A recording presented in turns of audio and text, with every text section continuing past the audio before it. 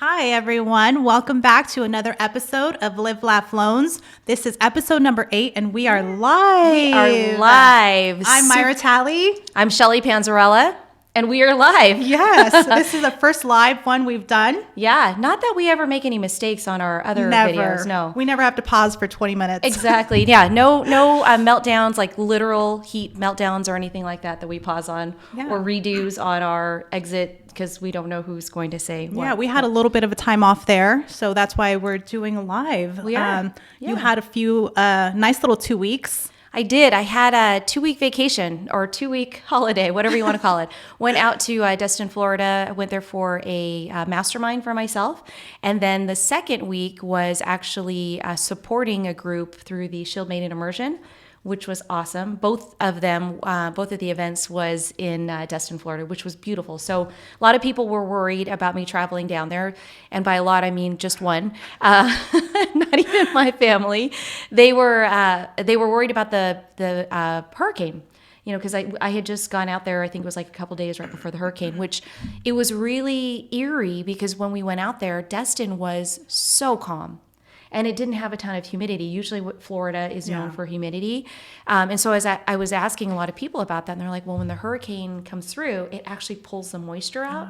And so it went like the middle of Florida. So it passed over Destin, Florida. But it was beautiful. It's a great time to go to Destin, Florida. If you guys are ever thinking of heading down to Florida, the Panhandle area, it's blue, bright, clear blue ocean and white sand beaches. Pretty. Not like Hawaii, though, which you got to go see Hawaii. Yeah, that was awesome. I had a nice little anniversary trip with my husband for 15 years. So that was awesome.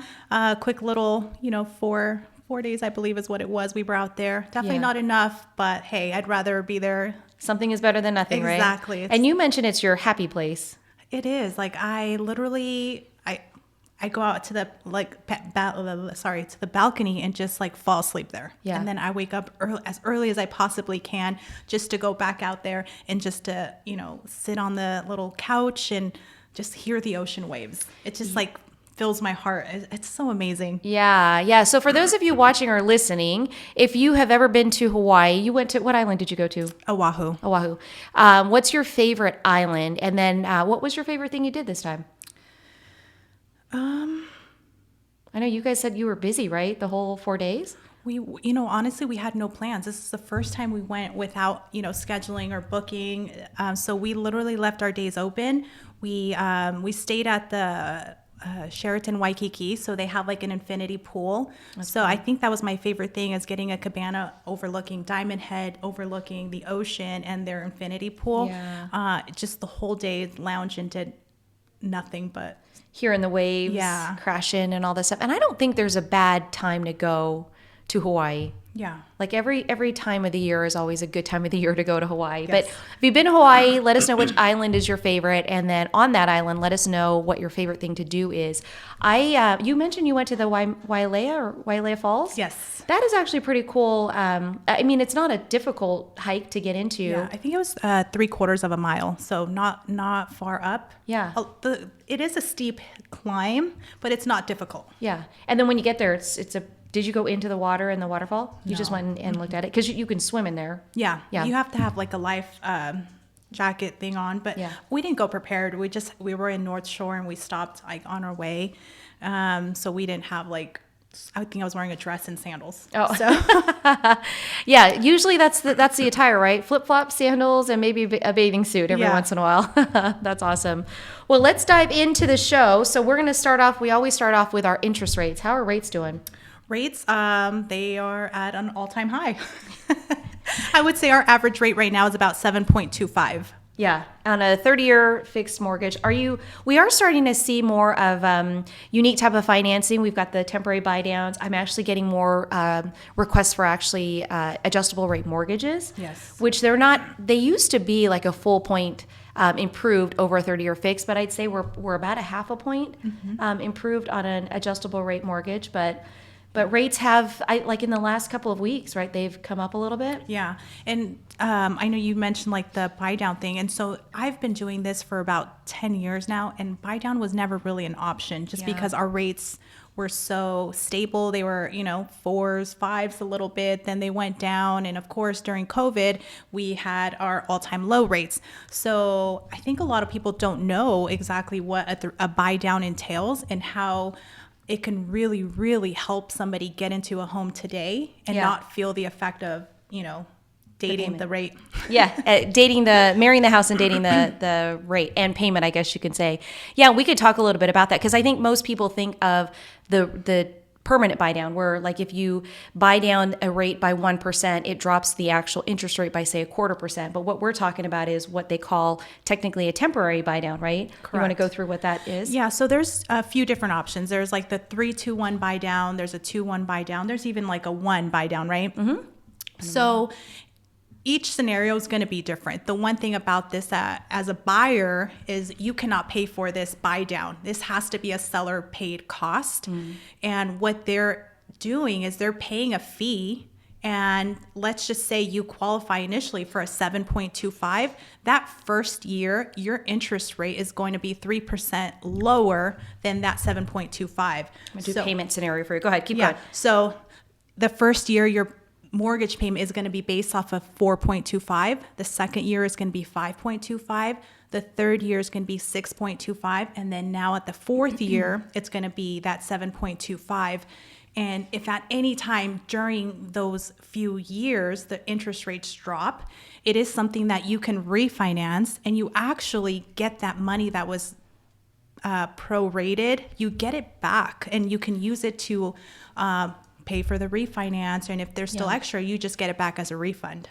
I think that's something that, so payment wise, you get the improvement, you step into the payment. So for somebody who's actually, going into a mortgage and maybe it's a little bit higher, the end that 7.25 would be a higher mortgage payment for you. It gives you an opportunity to kind of get used to paying that over a course of a 3-year period in this particular example. So just to go over payment. So if you started off, you said 4.25 was the first landing. So 4.25 is $1,770. This is principal and interest based on a $360,000 loan amount with a 30-year fixed mortgage.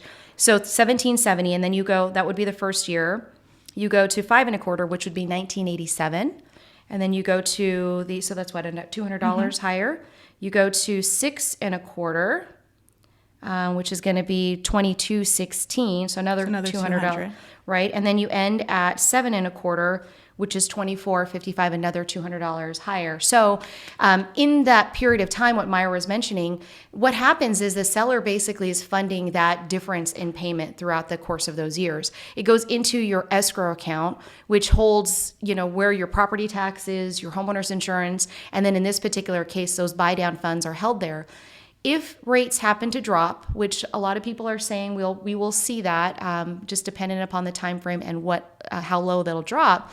If there's a balance existing in there, so to fund it, it's about, I think we've done it. It's like about $20,000 for a 3-2-1 buy down. Let's just say that first year you go through that, and it's that $200 difference in payment. So you've really only used maybe 24. Yeah, about $2,400 in of the funds, actually a little bit more than that. But if there's $15,000, let's say that's remaining inside of that escrow payment, and rates drop to a rate better than the 5.25, that would be the next step up. You could take advantage of refinancing, take the money that you'd get from that $15,000. It would actually be refunded back to you like a typical escrow balance would be. And you're kind of winning, right? Because you get a better interest rate now. You're finding the home of your dreams because you bought when inventory was really high. I mean, not high, but we're at I think they said a 4-month inventory availability today. So you find the home, you have flexible terms because the seller was able to help you out in that particular situation by taking care of that buy down. And the one thing that's different from a temporary buy down to a rate buy down is, there's only so many points you can purchase as a buyer to your loan because you come across something that's called a high cost mortgage. So with a temporary buy down, you don't come across that same issue. So there's less points that you can purchase as a buyer, which is, two different things. Yeah.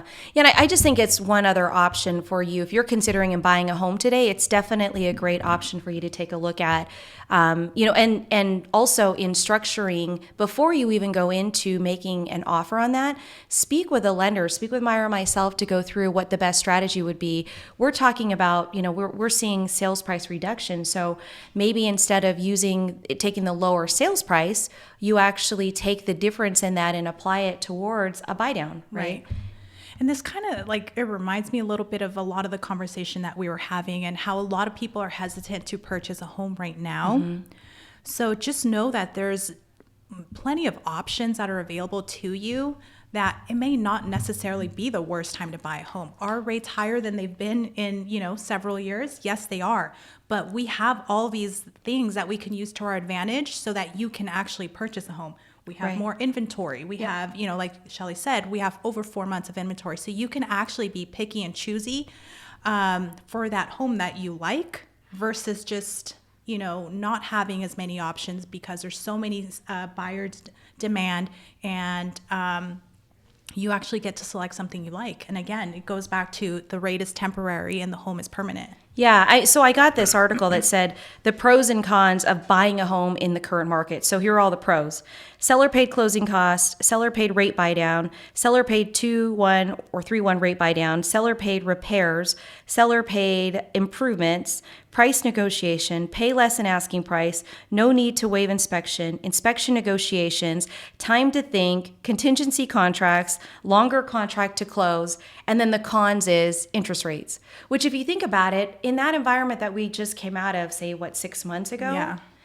I mean, a lot of those options were on the other. Yeah, were cons, right? Yes. Like you were one competing against what minimum of 3 to 4 people on a home, and or paying purchase price.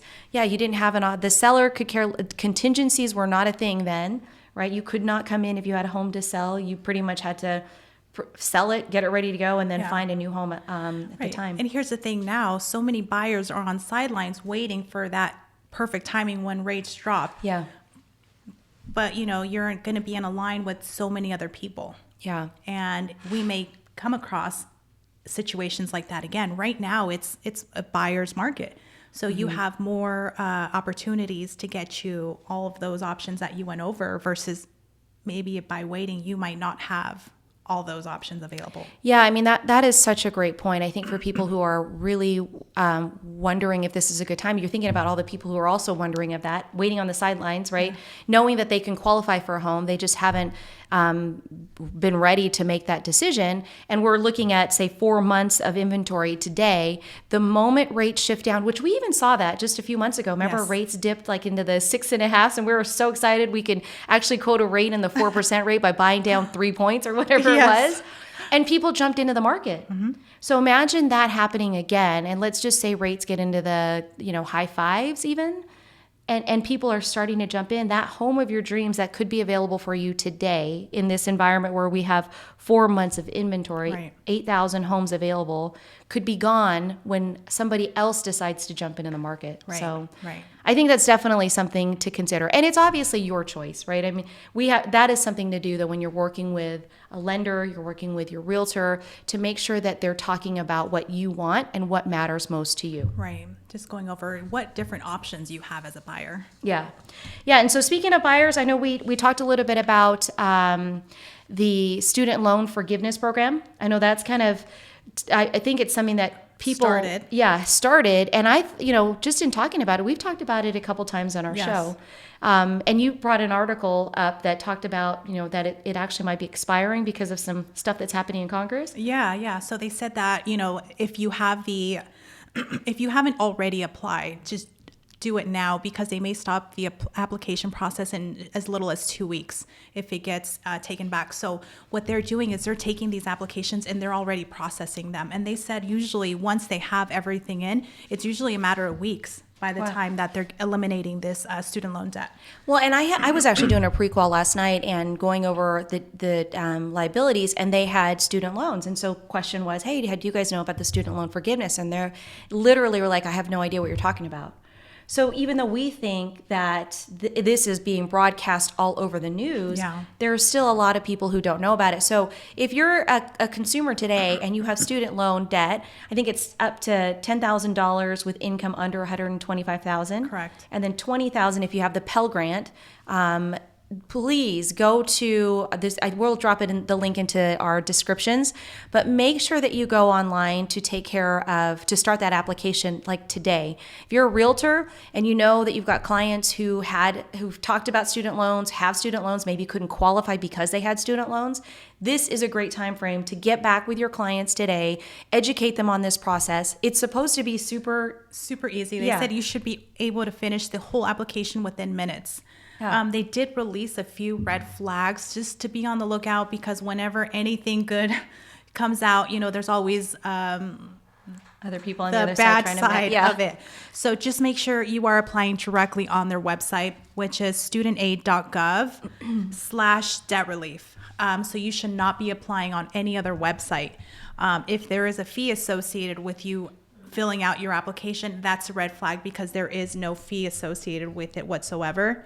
If they're asking you to upload financial documents, again, you should not have to do that. It's a quick process. If you get an email update from odd email addresses, don't look at that.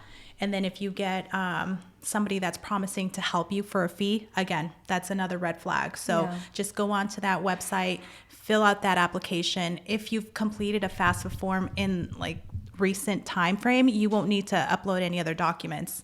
And so they've already started processing those. Yeah, and speaking of that, so we went through Sydney's FAFSA application last night. We are starting that process of college applications, and it popped up like, "Do you need a student loan forgiveness?" And of course, my daughter's like, "Do we need this?" I'm like, "Not yet. We got to at least get the student loan process started." But it is through that same website. So if you have student loans, you went through the FAFSA process, which I think you have to do every single year. It is there, and it's popping up immediately. You just have to get to that site and do it and communicate that. Great information. Well, we are heading into the holiday season. I think this is the tipping point of holidays, right? Oh gosh, yes. Can't even believe that we're there. So Halloween and Nevada Day is just around the corner. Do you have any special plans for Halloween or? Same as always, just take the kids trick-or-treating around the neighborhood. Yeah. They're not really into any of the fun little activities. Yeah. What are a couple of the activities that you know around town? There's the corn maze over in Moapa. I've heard of that. Yeah. Gilcrease Orchards, Gilcrease Orchards, where you can go pick a pumpkin. Yeah, and that would be fun. Actually, I would love to do that. Yeah, it's just on this side of town, which maybe we can go do that today since we're here on this I know. side of town. And then the other thing that I saw that was pretty cool, they have this place called Snappy's. It's on North Decatur here in Las Vegas. And they have a little movie theater, drive-in type of thing. It's like a hamburger place. So you drive up here, you order your food, you sign an actual waiver, and they give you a Chucky doll. Chucky? Oh. Yeah. And not the Nickelodeon, Rugrats Chucky, the other Chucky. The Chucky that there's 3 movies, I think, Chucky 1, 2, and 3. Yeah, yes. something like that. And Chucky actually has a real knife. So you put Chucky in the back seat. And so this goes on through all of October, and it's at 9:30 every night. And so the challenge is for you to watch the movie with Chucky with the real knife in your back seat. Okay, so do you like scary movies? Because I am fearful of scary movies. I'm fearful, but I kind of want to take my little brother there. Oh, really? Just to see what would happen? Yes. Yeah, well, if you fun. do, make sure you take, I could just see selfies would be kind of a cool thing to do, but you could also definitely see what would happen. What is it, just to kind of spook you out or freak you out? Yeah. Yeah, that's not my kind of fun. Yeah, because it's, the whole movie is about a doll coming to life. So it's dark. Because it's nighttime. I'm sure the lights are super dark. Yeah. So that, if you're a thrill seeker, There you go. Do that. Tag us and let us know how you like Exactly. it. If you do that, make sure you tag us. We will definitely give you your own Chucky doll to go ahead and have at your own house at your leisure to pull out and scare you, I guess. gosh. Not sure that'd be top of mind for me. What about haunted houses? I know there's a lot of haunted houses. There is. in I don't know town. where they're at. Pumpkin patches obviously all over Yeah. all over town, but that is something now that my daughter is 18 and or going to be 18, and she's actually looking to do that. She's like, you want to go with me? I'm like, no, I do not need people like scaring me. And See, I used to love that, and I used to every single year look forward to going to the haunted houses. As I get older, there's Yeah. just way too many things that go in my mind Yeah. of like, what if these like people dressed up? What if they're just dressing up in their actual killer? right? Yes, I could see that happening in a closed environment, and Yeah. So no. yeah, no, that's not my thing either. Although I used to love the was it Not Scary Farm? Mm-hmm. Did you ever do that? One time. So that to me was kind of fun, although crazy. They take it to a whole nother level. Yeah. But everything in there is like spooktacular. Well, it's kind of like the Adventure Dome used to have something similar to that here. Oh, really? Yeah. So they used the indoor theme park or whatever. Yeah. They would turn it just like Into a haunted house, basically. God, I wonder if they're doing that still today. Well, if you guys are doing something fun, make sure you comment below. Let us know. Do you have a Halloween outfit that you're wearing this year? No, not yet. Are you going to dress up? I'm supposed to, but I'm not sure. You know, every year I talk about being a grape. A grape? I Like mean, a raisin or a grape? could be raisin. Grape with, you just buy a bunch of purple balloons, tape them or staple them or okay. whatever you want onto like a t-shirt, wear some black leggings, and buy a little green top. Not going to lie, I actually did it once before in my lifetime, but I felt like it was an easy and still cool. Maybe it would be a raisin these days. Exactly. Well, that is everything that we have. We made it through our live version. Yay. If you guys enjoyed this live, we will probably come back out and do it again. Please make sure that you comment below. Let us know what Halloween outfit you're going to be wearing or a great place to celebrate Halloween. And if you like this information, make sure that you subscribe to this channel and share it. Yeah. If you have any costume ideas for me, let me know down in the comments. All right, with that, we're out. Bye.